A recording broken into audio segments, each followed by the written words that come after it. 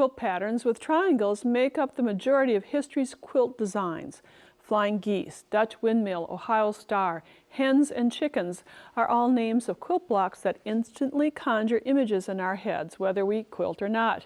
Yet those triangular shapes can be sticklers to peace. I'd like to take the hassle out of creating triangles, in particular quarter square triangles. This sampler quilt features both half and quarter square blocks. No actual triangles are cut, only squares. No hassle triangles quilt blocks. That's what's coming up next on Sewing with Nancy. Sewing with Nancy, TV's longest-airing sewing and quilting program with Nancy Zieman, is made possible by Baby Lock, a complete line of sewing, quilting, and embroidery machines and sergers. Baby Lock, for the love of sewing. Madeira, specializing in embroidery, quilting, and special effect threads, because creativity is never black and white. Koala Studios, fine sewing furniture custom built in America. Clover, making a difference in sewing, quilting, crafting, and needle arts for over 30 years. Amazing designs and Class A needles. The sampler quilt behind me is made of 12-inch blocks. Of course, there's some sashing in between, but the blocks themselves are all made from half or quarter square triangles. In the first episode of this series, I worked with all half square. Now this time we're going to advance and work with quarter square. So these are a little bit more difficult, it may seem, but the same principle applies. Many of the blocks in this program are a combination of half square and quarter square, so you'll see the two intermixed. But blocks don't always have to be the same size. We have some blocks in this quilt sampler that are 6 inches finished, 3 inches, and 4 inches. So the principle is all the same of how to create them. So we're going to start by just talking a little bit about traditional quarter square triangles. Before rotary cutters and rulers and mats, when the quilters created quarter square triangles, 4 sections of one square, they cut it in half, point to point, cut it in half again, and then would stitch match or the colors they'd like to together. Now what happens when you cut them, first there are 2 bias edges, and bias to bias sometimes can create a stretch when you sew this together. So we're going to cut squares, mark and stitch, then cut the triangle sections apart. So down below I have showed you a little, or reviewed a little bit what we did in the first program. We created half square triangles, but now out of this section creates a half square triangle, and then the 2 half square triangles create 2 quarter square triangles. It's a little magic. I'll show you as we go along. Now the fabric.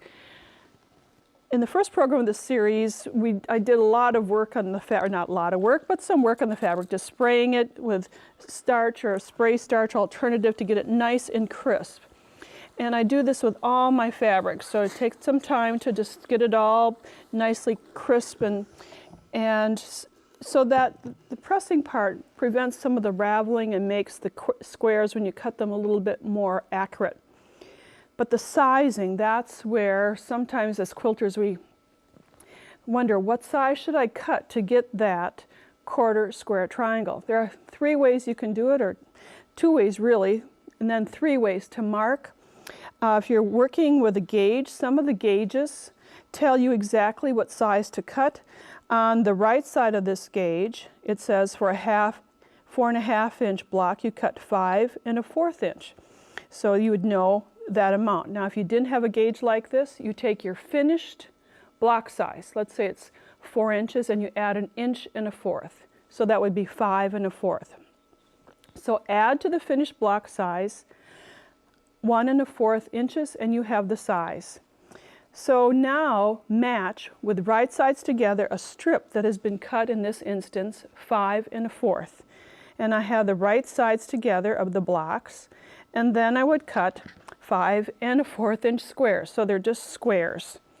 Then to mark these, you're marking from point to point and line it up from corner to corner and mark in the middle, making sure it's accurate all the way down.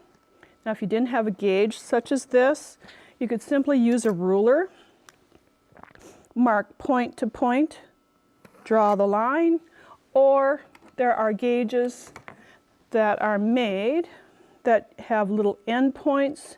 You can place from corner to corner, mark the center, which later will be the cutting line, and then the sides. And then we're ready to do the stitching. Before sewing the seams for this quarter square triangle, I want to show you the size of the block, which was 5 1/4, yields a 4.5 inch pair of quarter square triangles. This may seem rather odd, but this extra length and width is made up in 2 sets of seam allowances. So as when making the half square triangles, double check that the marks go from corner to corner, that you used your ruler or your gauge to mark, and then stitch a 1/4 of an inch on either side of that center mark.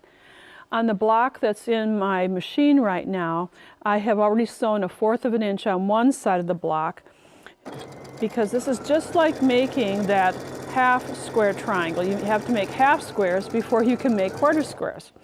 Now normally I would chain a whole slew of blocks together, and you just chain stitch them together, going from one to the other with those little threads that connect them.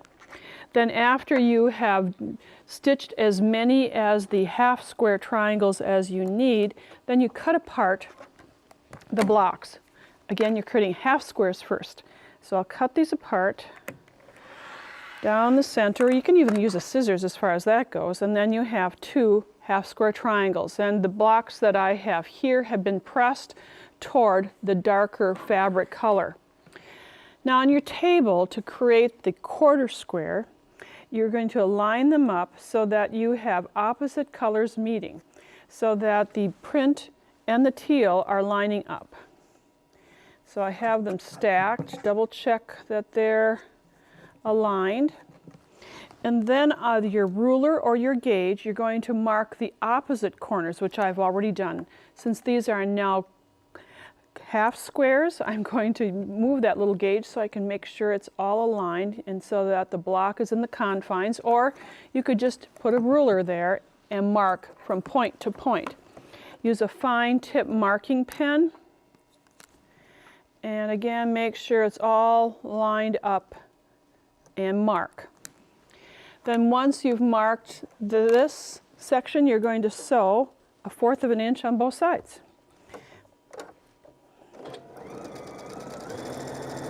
And again, you'd be chain stitching some of them together. Let's make sure that seam allowance is down. And I'm just going to make one block for you. And then we'll do the other side. A presser foot that has a 1/4 of an inch toe width is excellent for this project, as it is with most quilting projects. Then we'll take it to the mat and do some more cutting between those stitching lines. And I think you're going to see what's going to happen very quickly. So from those 2 squares of fabric, I now have, ta-da, 2 sets of quarter square triangles. I'll do some pressing. As before, I like to set the seam, press along the stitching line, and then press in one direction. Pressing from the inside, this is the way I like to press it so I don't get a little pleat in here. I'll just press. And then to set the seam so that the seam definitely is flat, use a wooden block like a tailor clapper to press so that the moisture is absorbed into the block, and you have a very excellent square that's created from those 2 blocks that were 5 1/4 inch. So from 2 squares, you get 2 quarter square triangles. Some quilt block names have a long history. Others are simply made up on the fly. I'll let you decide the authenticity of this block, named the quarter square dance. Regardless of what it's called, it's the perfect block to begin our no-hassle quilt block journey. As we look at this block, you can see it just has 4 squares to create a block, and each of them are quarter square triangles, different fabric combinations, simple block, but has an interesting play of color with it. As I discussed earlier, when you have a finished block size, you cut the block 1 1/4 inches larger. So I have the two block sets of ivory and aqua, the print and the ivory together, and these would then be marked first as a half square triangle, stitched, cut apart, and then put together as I showed you just a few minutes ago as a quarter square. So when laying these out, then it's really easy because there are only 4 pieces, but you simply place, as I have here, so that every block, the light meets the dark and the dark meets the light, and that's how you get the 4 square dance, quarter square dance. When sewing this together in the first program of this series, you can refer back to that on DVD or online, but I met one left column to the middle column or right column, as in this instance, then sew continuously, chaining these together, and then you sew the row between, or sew the rows together. So it's a simple block, a great way to start out working with quarter square triangles. This quilt block, named Boys Nonsense, was officially recorded and appeared in print in 1898. The block appears to include regular strips. Well, not so. The design is a combination of half and quarter square triangles plus a plain center. It's always good to kind of analyze the blocks, see how it's made up. And Boys Nonsense, as I said, I didn't name this one, has half squares, which we did in the first program, and then quarter squares. So you can see how the rectangular shape is created by the combination of the two. And the middle, just a plain block.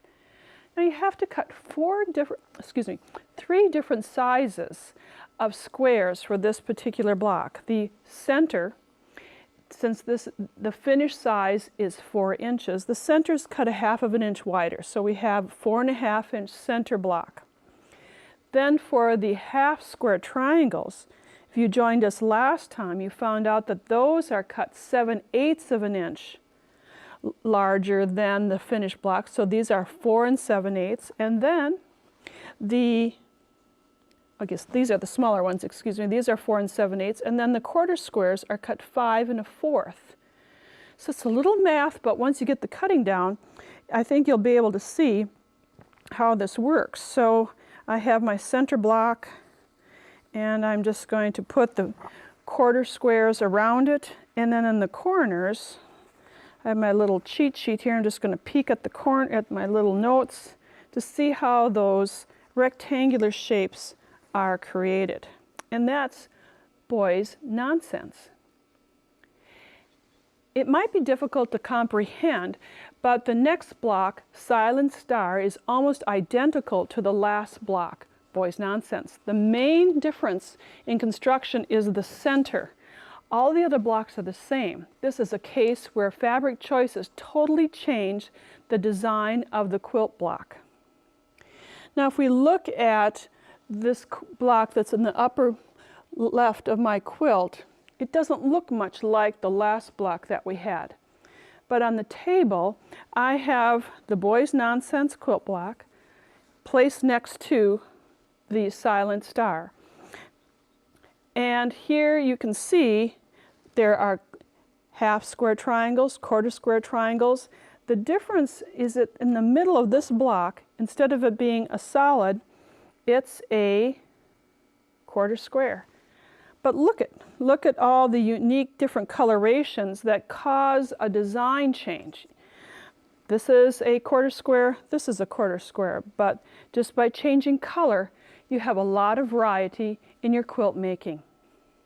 Simple in design yet elegant, the Ohio Star quilt block has been in use since the early 1800s, with a spike in popularity in the 1930s. See how this 9-patch block can be made the no-hassle way in the 21st century.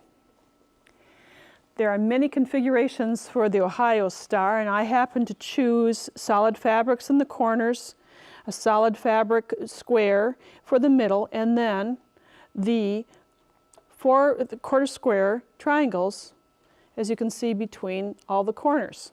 The fabric color choice is important, and you can play around with that, but what I'd like to show you now is making a 1/4 square triangle with 3 different fabrics, because that is kind of a little bit of a trick. So if we look at the fabrics that I have cut out, I have the 4.5-inch squares for the corners and center, and then for the 1/4 square triangles, they were cut 5 1/4, and I have 2 color combinations, as you can see. This teal imprint yields this block, the ivory imprint yields the other block. You take one of each block color that has the common denominator of the print, and when you put these right sides together, let's see if I have this right, I always have to look at it twice. Nope, let me turn it around so that the prints are in the opposite way.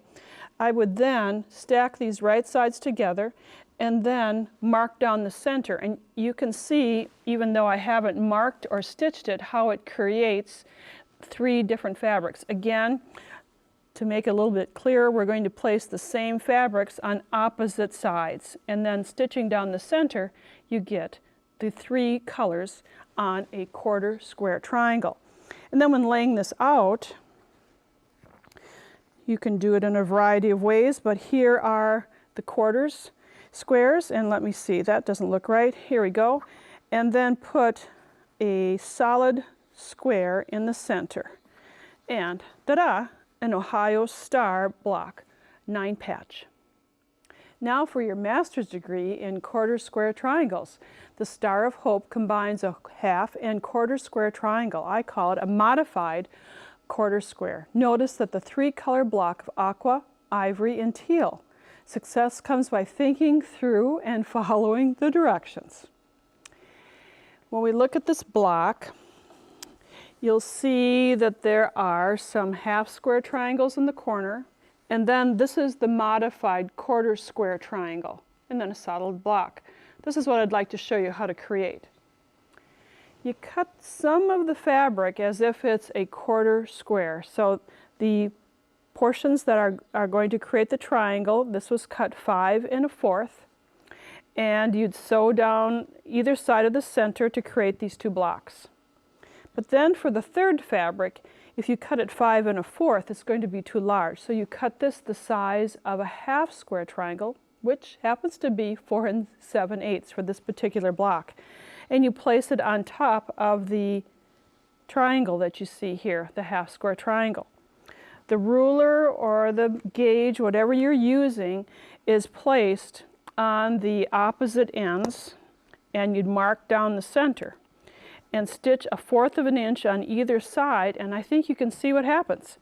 You get 2 blocks, but they're mirror image. So you choose one of the blocks, make 4 like this, and you wrap it around the center print square that we have here, and I've already started to put one into place, and you can kind of see how this creates a block. So that's the modified 1/4 square triangle. The card trick quilt block, like most magic, seems impossible to reproduce. What appears as sleight of hand is a very logical block to create once you see the elements. The card trick. I know you will not be fooled by the design. This design was first appeared in print in 1972 or 1975, I believe, and I've always wondered exactly how is this made? Well, when I used my little squares, I could find out that it's 1/2 square triangles, then a modified 1/4 square. You can see the 3 colors, and then the center has 1/4 square triangles with 4 different colors, and that's your master's or your graduate degree in 1/4 square triangles. Here I have the modified blocks of each color.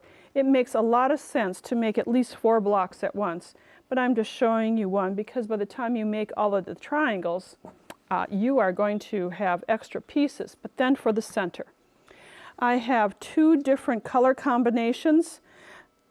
two of the colors, and you make half squares, which we have right here. You fold it in half and then mark down the center, and now you can see how that's created. Again, you place it in the center and your card trick is complete.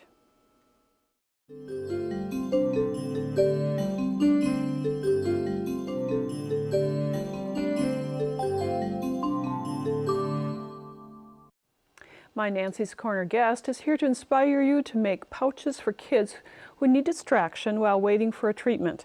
It takes very little time to create, yet gives great joy to kids as well as their families. Please welcome Sabra Bateman, co-founder of Patient Pouches and TMB Foundation, who joins us today via Skype from South Carolina. Thanks for joining us, Sabra. Oh, thank you for having me, Nancy. When I heard the story about Patient Pouches, I was really touched. And share with our viewers the history of Patient Pouches. Okay.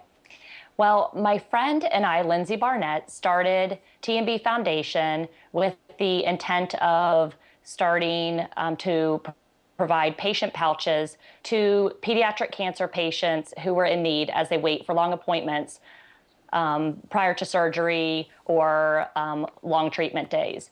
And we started TMB Foundation in September of 2013. And again, our goal was to provide a pouch full of activities that kids could use and to help distract them as they wait for long appointments on surgery days.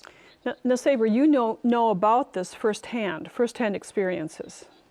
I do. My son, who was diagnosed with retinoblastoma, which is an eye cancer, at the age of 2 weeks old, and he started treatment immediately and has been in current treatment ever since. And so he has had multiple surgery days and multiple times under anesthesia. And these kids have to wait. They have to go without food or drink because they are having surgery. And so they needed a distraction to help occupy the time on long appointment days. And there's a free pattern online to make the pouches, and people can embellish them however they'd like. That's right. As you can see by some of the photos, we have had a tremendous response from people who share our desire to help support these kids and provide something for them to do. And we have had very creative people supply us pouches, which these kids get to take home with them. When they check in for their surgery, the check-in desk gives them one of these pouches, which are all age appropriate based on the child's age and visual needs, because we do have some children that do not have vision, and so are very poor vision. And so each of the pouches is custom to an age group and boy or a girl. And so our seamstresses have helped us so much in creating pouches that the kids just love to carry around. And as you mentioned, age appropriate, I made notes that you have from newborn to 8+ years old. So little inside the pouches can be put some crayons or stuffed toys or whatever you think or the seamstress thinks should be inside. That's right. We have a wish list that we've created of some items that we put in. We try to include at least one educational activity, because these children often are missing school when they get to be school age. But there are also just fun things for the children to do. Coloring activities and arts and craft activities and Play-Doh and stuffed animals and anything, stickers, anything that you can think of to help distract a child. Many of your pouches have been given to a hospital in Philadelphia, Will's Eye Hospital, is that correct? That's correct. That's where both my son and Lindsay's son have received the majority of their treatment. And so at this point, we've donated over 400 patient pouches. But our goal is to expand and to reach out to other children's hospitals throughout the United States. And so in order to do that, we have to have the support of people to help make the pouches, and then also to supply donations to fill the pouches. And at TMB Foundation, we are completely dependent on the donation of others. And so that's why we're so excited that you're willing to help us out. Well, Sabra, I thank you for joining us, and I could almost guarantee that you're going to have some patient pouches delivered to you just for this purpose and to spread the word and to spread the ideas. Thank you for being with us. Oh, thank you so much again, Nancy, for having us and supporting T&B Foundation. You're very welcome, Sabra, and hi to Lindsay as well. If you'd like to find out more information about this, you can go to our website, nancyzieman.com, and click on Nancy's Corner. As always, thanks for joining us. Bye for now. Nancy Zieman has written a book entitled No Hassle Triangles Quilt Blocks that includes instructions for a quilt featuring 12 quilt blocks and all the techniques from this two-part series. It's $9.99 plus shipping and handling. To order the book, call 800-336-8373 or visit our website at sewingwithnancy.com/2809. Order item number BK2809, No Hassle Triangles Quilt Blocks. To pay by check or money order, call the number on the screen for details. Visit Nancy's website at nancyzieman.com to see additional episodes, Nancy's blog, and more. Sewing with Nancy, TV's longest-airing sewing and quilting program with Nancy Zieman, has been brought to you by Baby Lock, Madeira Threads, Koala Studios, Clover, Amazing Designs, and Class A Needles. Closed captioning funding provided by Pellon.